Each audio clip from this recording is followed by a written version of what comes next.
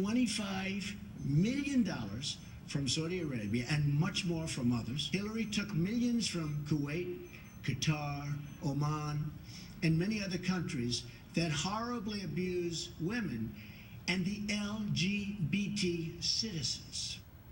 Now, earlier I spoke with Fox News legal analyst Peter Johnson Jr. and the 5 co-hosts Kimberly Guilfoyle about these Clinton scandals.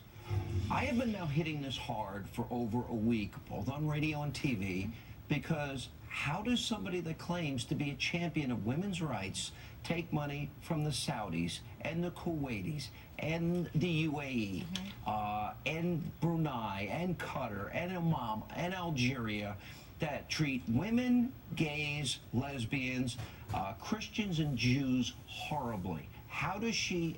They bought her silence. She never criticizes them. No, and she takes their jewels, too. And not to mention the dozens of foreign financiers that she also accepts money from. I mean, it really is just a blatant example, flagrant, of pay for play. And how can you say somebody who wants to occupy the Oval and be the President of the United States, a commander-in-chief, who is really sullied with the dirty money that has flows from these people that are state sponsors of terrorism, that treat women abysmally, like adultery or a woman that is raped, they can be stoned to death. Gays are thrown off the tops of buildings or hung. I mean, this is something she should be using this as to take a stand to say, I wouldn't accept money from people like this.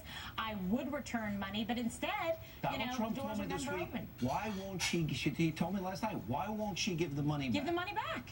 She won't do it. Now, Peter, I asked myself, all right, on top of the money, what did Clinton give in return? Here's my 2 arguments. Number one, she's never, I've looked hard, I've researched everywhere, she's never criticized these countries and the practices of abuse against women, gays, lesbians, Christians, and Jews. She's never spoken out about it. Great champion she is. And secondly, she's against coal and drilling and fracking and energy independence. That keeps them in business. Did they buy her silence, and did they buy her position on energy? At the very best, there's an apparent conflict of interest.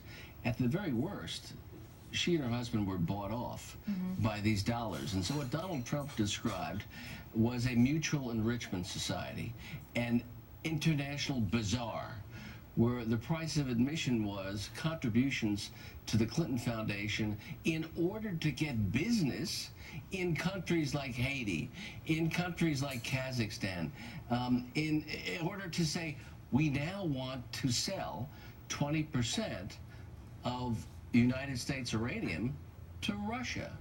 But it's almost, the argument is that I've heard people on the left, the talking point is, oh, but the money was used for good things. But the money's coming from people that abuse, have atrocious human rights records. It's called hypocrisy. It really is. And it's hypocrisy that is, again, for state sponsors of terrorism. When you look at the 49 lives, the Orlando 49, and you see what the steps that could have been taken to prevent that, and you see the countries that are sponsoring terrorism that now is right here on our doorstep and on our soil. And this is an individual who completely lacks ethics and morality and integrity to serve this office. And this is an example of it. It should matter. When you follow the money, all roads lead to Clinton enrichment. Why does this country, is it because of our need for their oil, that we continue to suck up to the Saudis and other Middle Eastern countries? For example, the redacted pages of the 9/11 Commission report that we're told might implicate the Saudis in terms of financial support for some of the terrorists on 9/11.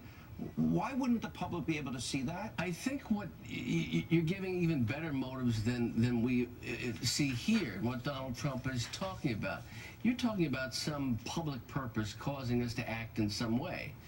It appears to be more crass than a public service. It's about money. That it's about money for the foundation. Money by about silence? $750,000 speeches, about staying silent on discrimination against the gay community, against discrimination involving women in the world, and so and Christians and gays, LGBT community. of dollars and transactions and access and State Department policy changes in some of the most oppressive countries. Is this blood in the money? world. Yes.